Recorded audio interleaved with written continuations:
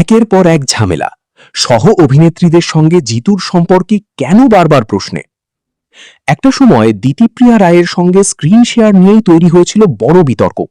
সেই অধ্যায় শেষ হতে না হতেই এবার নতুন অপর্ণা শিরিন পালের সঙ্গে জিতু কমলকে ঘিরে নতুন ঝামেলা সামনে এলো।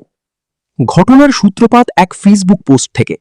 সহ অভিনেত্রী পায়েল দে সরাসরি অভিযোগ তোলেন, প্রয়াত সহকর্মীর ছবিকে যথাযথ সম্মান দেওয়া হয়নি। এই পোস্ট ঘিরেই শুরু হয় চর্চা, আর তাতে নতুন মোড় আনেন শিরিন পাল। সবচেয়ে চমকপ্রদ বিষয়, শিরিন পায়েলের পোস্টে লাভ রিয়্যাক্ট দিয়ে সমর্থন জানান।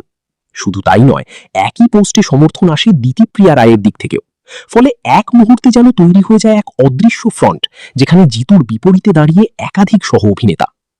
এরপরই ঘটে আরও বড় ঘটনা।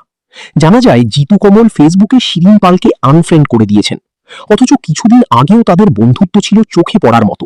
একসঙ্গে আড্ডা, ছবি, এমনকি ব্যক্তিগত মুহূর্তও শেয়ার করেছিলেন। এই হঠাৎ বদলে যাওয়া সমীকরণেই এখন প্রশ্ন উঠছে, তাহলে কি দিতিপ্রিয়ার পর এবার শিরিনের সঙ্গেও দূরত্ব তৈরি হলো? সোশ্যাল মিডিয়ায় ইতিমধ্যেই শুরু হয়েছে দুই পক্ষের তর্ক, কেউ জিতুর পাশে, কেউ বা শিরিন পালের সমর্থনে। সব মিলিয়ে পর্দার গল্পের বাইরে বাস্তবের এই নাটক এখন আরও বেশি আকর্ষণীয় হয়ে উঠছে।